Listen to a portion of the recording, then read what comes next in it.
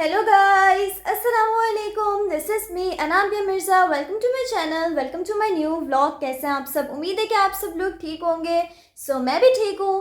आज के व्लॉग में आगे बढ़ने से पहले अगर अभी तक आप लोगों ने मेरा चैनल जो है वो सब्सक्राइब नहीं किया है तो इसे जल्दी से सब्सक्राइब कर दें और इस वीडियो को लाइक कर दें।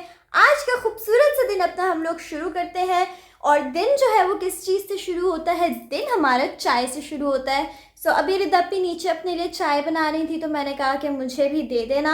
उन्होंने कहा था पच रही है, तुमने पीनी है? मैंने कहा हाँ दे देना। क्यों चाय को मना क्यों करूँ मैं, जितनी भी गर्मी हो, लेकिन चाय नहीं छोड़ेंगे। एंड उन्होंने मुझे चाय किस चीज़ में दी है कि उठाते उठाते ही ना गिर जाए मेरे ऊपर। उन्होंने चाय मुझे ये स्टील के मग में दी है। इसके अंदर से अभी भी धुएँ जो हैं वो निकल रहे हैं, क्योंकि मोस्टली घर में यही होता है कि मैं इसके अंदर जो है वो चाय पी लेती हूँ। और ये पता नहीं कौन सा लॉजिक है मेरा, लेकिन इसके अंदर चाय जो है वो गर्म रहती है और ज़्यादा भी आती है। इस तरह जो है मैं स्टील के कप के अंदर चाय पी लेती हूँ। अभी भी कोई कप धुला हुआ नहीं था, उन्होंने मुझे इसमें ही डाल के चाय दे दी। मैंने कहा चलो ठीक है, क्या कर सकती हूँ, मुझे पसंद है इसमें चाय पीना। चाय शाय पीते हैं। पीछे मेरी ये चीज़ वगैरह भी पड़ी है जो मैंने खा के कचरा यहीं पे फेंका हुआ था। पंखा चलाती हूँ, थोड़ा इजी होता है और अपना खूबसूरत सा दिन अपना हम लोग स्टार्ट करते हैं। तो गाइस, मुझे भूख लगने लग गई थी। मैंने सोचा मैं किचन में जाती हूँ और अपने लिए खाने के लिए कुछ देखती हूँ। सबसे पहले मैं एंगल सेट करने की ट्राई कर रही थी कि मैं कहाँ पे अपना कैमरा सेट करूँ।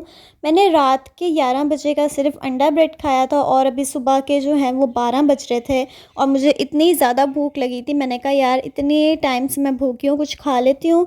किचन में आई थी मैं, यहाँ पर बर्तन फैले हुए थे क्योंकि जो हमारी हाउस हेल्पर है वो दोपहर में आती है और सुबह के टाइम जो है ना वो बर्तन गंदे होते हैं रखे हुए। तो मैंने जो है इनको धो के यूज़ किया। मैंने सोचा चलो अपने लिए जो है मैं पराठा बना लेती हूँ और खा लेती हूँ, क्योंकि 11-12 घंटे से मैं भूखी हूँ। तो मैंने कहा चलो यार खाते हैं खाना।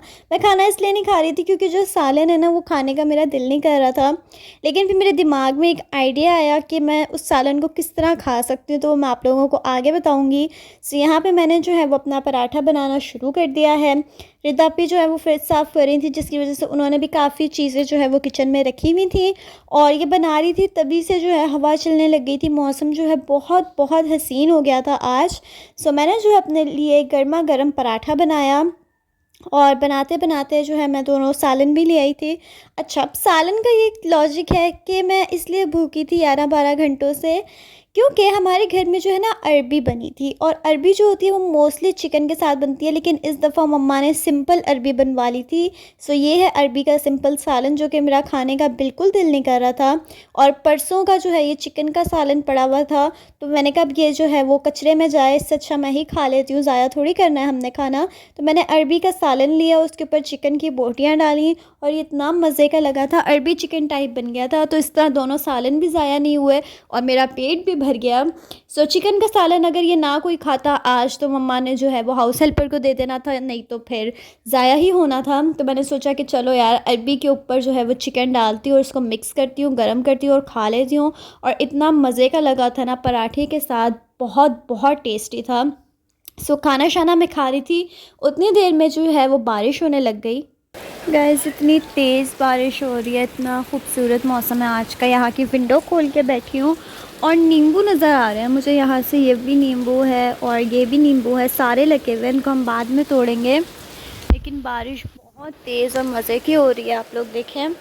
साथ में यहाँ पे जो है वो चाय पी रही थी और वानिया ये ओरियो बॉल्स बनाती है बिस्किट की और चॉकलेट की, वो खा रही थी और बारिश इंजॉय कर रही हूँ। एकदम स्टार्ट हुई और इतना खूबसूरत मौसम हो रहा है।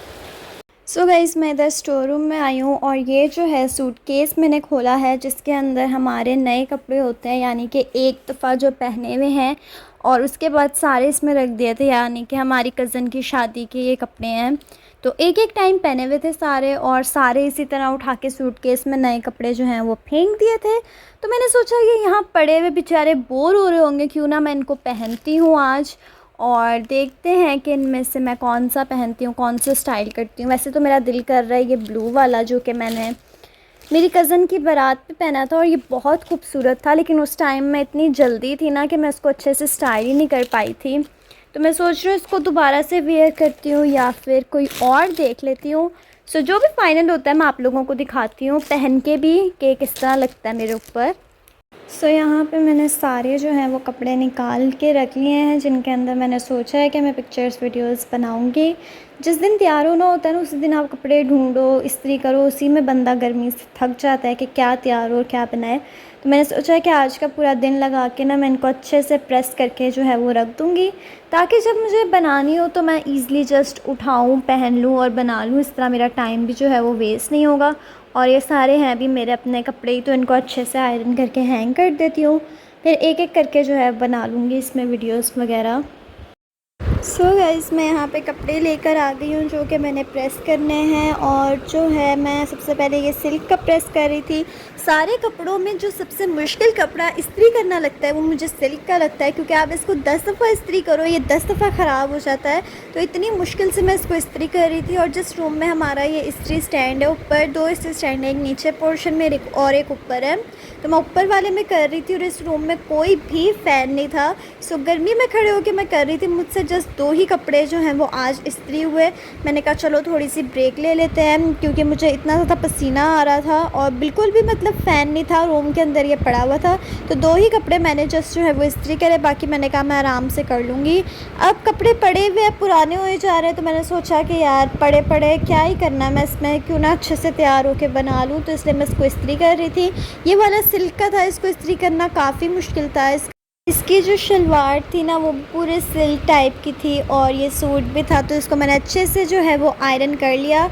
और उसके बाद मैं ये ब्लू वाला लेकर आ गई और इसको करते हैं। सबसे पहले दुपट्टे को करना था। सारी चीज़ों के ऊपर इतने ज़्यादा बल थे तो मैं इनको मतलब डीपली आयरन कर रही थी। तो फिर सिर्फ 2 ही सूट हुआ है मुझसे आज आयरन। मैंने कहा चलो बाकी मैं बाद में कर लूँगी आराम से। फिर जब मैं इनको स्टाइल करूँगी तो वो भी मैं आप लोगों को दिखाऊँगी। इसको भी मैं इस्त्री कर रही हूँ। पहले दुपट्टे को किया, फिर ट्राउज़र को किया एंड देन शर्ट को, सबको मैं हैंग करी जा रही थी। और ट्राउज़र इस्त्री करते हुए इतना मज़ा आ रहा था मुझे, यानी कि इस पर इतने ज़्यादा बल थे और जैसे जैसे इस्त्री जा रही थी वो सिल्क में कन्वर्ट हो रहा था। ये वाला बहुत फ़न था मेरे लिए ट्राउज़र को इस्त्री करना। उसके बाद मैंने शर्ट इस्त्री करी, बस 2 कपड़े जो हैं वो लटका दिए थे, बाकी मैंने कहा चलो मैं जो है वो बाद में कर लूँगी। और इसी तरह करते कराते जो है मेरा दिन गुजर जाता है। ये वाला भी सिल्क टाइप का था, लेकिन येलो वाला ज़्यादा मुश्किल था करना इससे। और जो शर्ट थी वो थोड़ी सी फैंसी थी, तो इसको मैंने उल्टा करके इस्त्री किया कि इसके जो नग वगैरह हैं वो निकल ना जाए। बस इसी तरह की चीज़ें करके नेक्स्ट जो है मैंने लहंगा इस्त्री करना है और 1-2 इस तरह की बड़ी बड़ी फ्रॉक्स वगैरह इस्त्री करनी है। तो उसमें तो सच्ची में मुझे नानी याद आ जानी है, क्योंकि लहंगे को और फ्रॉक्स को इस्त्री करना सबसे दुनिया में मुश्किल काम होता है। बस ये व्लॉग भी जो है मैं यहीं पे एंड करती हूँ। मेरा फ़ोन इतना ओवरहीट हो गया था क्योंकि इस रूम में कोई भी फ़ैन नहीं था, तो फिर मैंने यहीं पे वीडियो जो है रोक दी थी। See you all in my next vlog. अल्लाह हाफिज़।